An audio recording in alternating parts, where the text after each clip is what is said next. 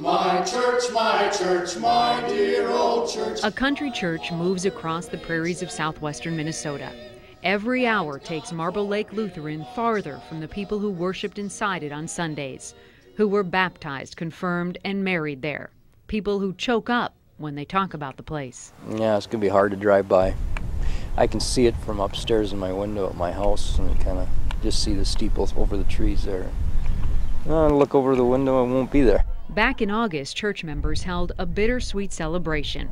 They gathered to mark Marble Lake Lutheran's 125th anniversary and their final day as a congregation. Happy anniversary to you. The overflow crowd masked a problem the church has faced for years, shrinking membership.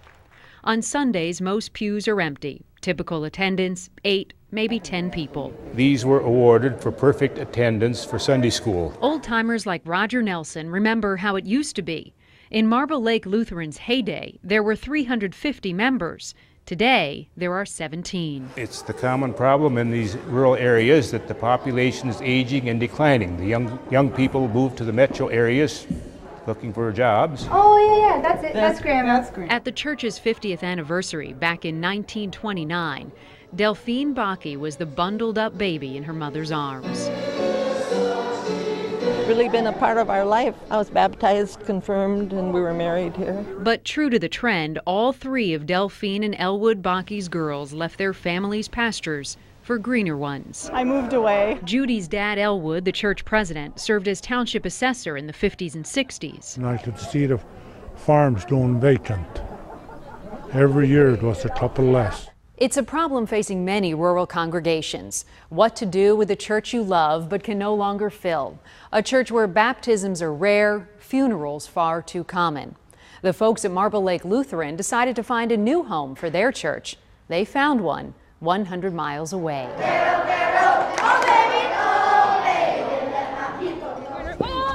They'd heard good things about the shores of St. Andrew, a Bible camp without a chapel.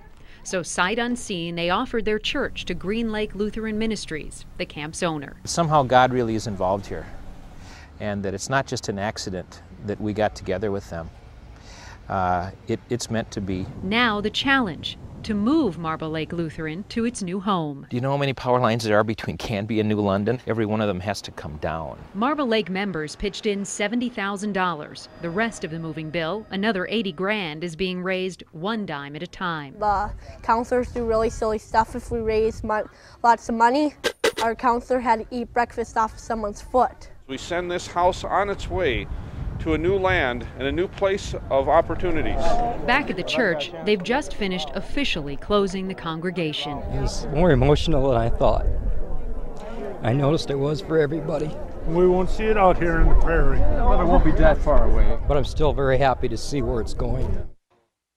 On moving day, church members rise early to see their church one last time. Today is the day we move it. They reminisce. I never thought the day would come when I would see this thing go. They pray. We entrust this house to your care as it begins its journey to a new land. They say goodbye. But just look at it though, it's on the road now.